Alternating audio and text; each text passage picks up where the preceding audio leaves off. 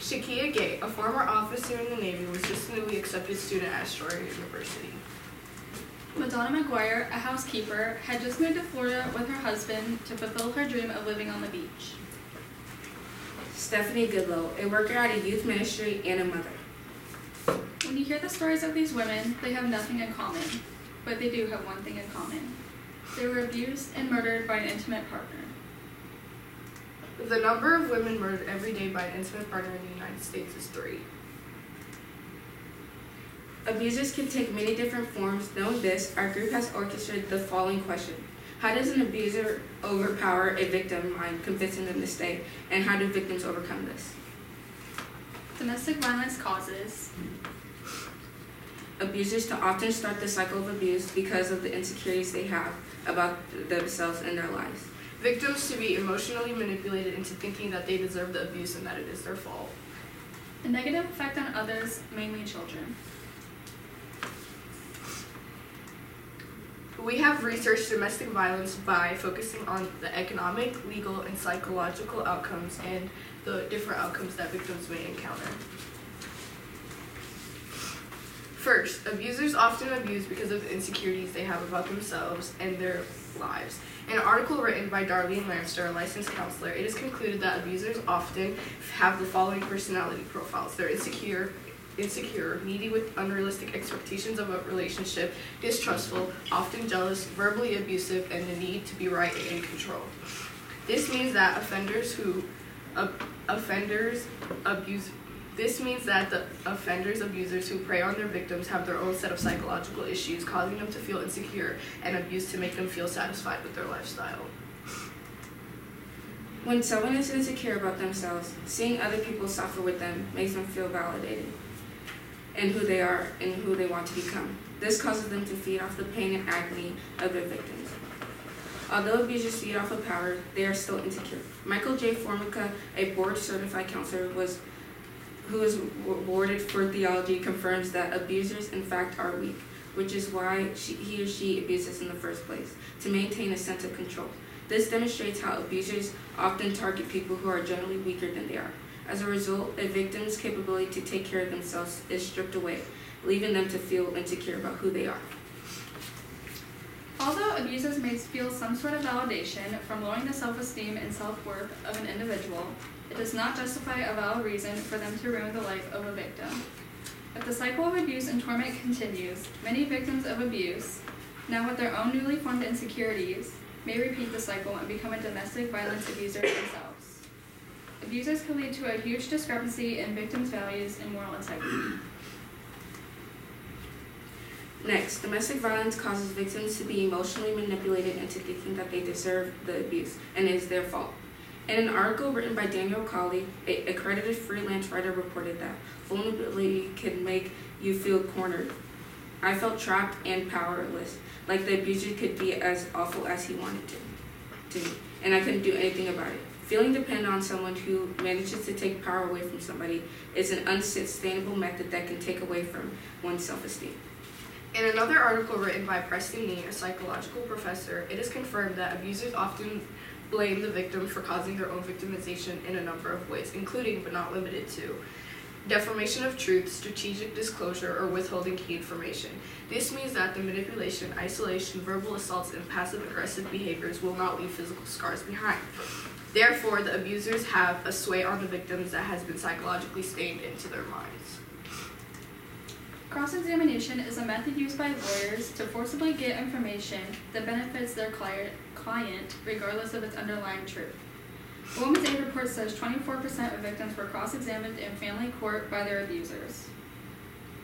The abuser's lawyer interrogates the victim until they're manipulated into giving information that supports the perpetrator's stance in court. Finally, domestic violence also has a negative effect on other people in the relationship, mainly children. In an article written from goodtherapy.org, it is believed that children don't have the mental or emotional skills to cope with the pain and mixed messages they receive in abusive households. They carry this confusion into their adulthoods, which could ultimately lead them to becoming an abuser themselves.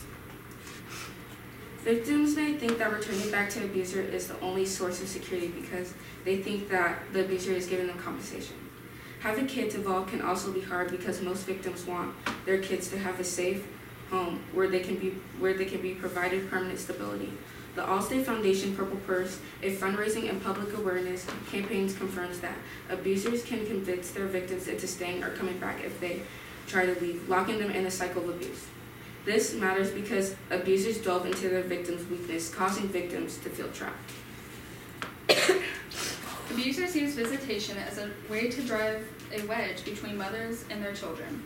Rita Benson, an approved registered marriage and therapist counselor, says, children may be frightened by the kids being at the same place, example, pickup or a drop-off from a visitation, even if there is no violence or any threat of violence. Fear for the mother's safety is an ongoing concern. Mothers worry about their children's safety when they're around their fathers, and children worry about their mother's safety when they're around their fathers, since his abusive tendencies have been revealed. Furthermore, this makes the child feel like staying away from their mother is a more safe and logical solution, which unfortunately divides the relationship a child has with their mother. As a result of this discrepancy in the system that favors domestic violence contributors rather than victims, our group has researched and found the following solutions. First, restraining orders should be implemented to help victims of abuse feel safe in their environment. Second, therapeutic courts should be administered to help abusers end the cycle of abuse, as well as to help victims overcome their experience in an abusive relationship. Finally, our third solution, which is the most effective one, is counseling. Our first solution, which is to provide restraining orders, is ineffective because abusers may become infuriated when they don't get control over their victims. Each woman in her introduction had ordered protection against their abuser, and days later they were murdered. By then, further proving that a restraining order will ensure the safety of a victim. Our next solution, therapeutic courts, are also ineffective because they support both the victim and their abusers. Abusers receive just as much support as the victims, but they were the ones in control. Catherine Schaffer, the president of the American Judge Associations, wrote an article about therapeutic courts, which concluded that offenders are also treated and monitored in the therapeutic court system. Instead of providing assistance, the perpetrators and victims that have been suffering from abuse should be the ones that should receive rehabilitation and services.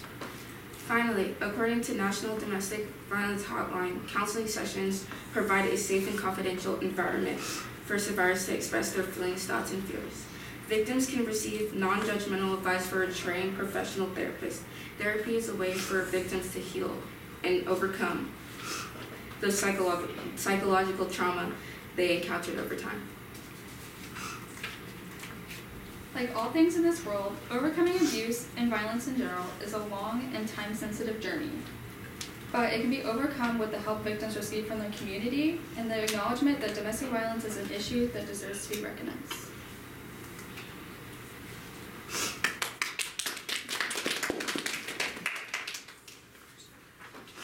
All right. Denise, can you describe how the content of the team presentation was changed as a result of your discussion? So, it was changed because we didn't add how children are affected in domestic violence, but then we realized how bigly impacted they really are. So we added them to show how domestic violence can affect them too. Ramla, reflecting on your colleagues' work, which one had the greatest impact on your overall understanding of the problem your group identified? When Kelsey was referring back to restraining orders in courts, it had an effect on my side of the paper because I was looking at it through the psychological lens, and when restraining orders don't work for victims and they're killed, that negative. That just shows that restraining orders don't really work.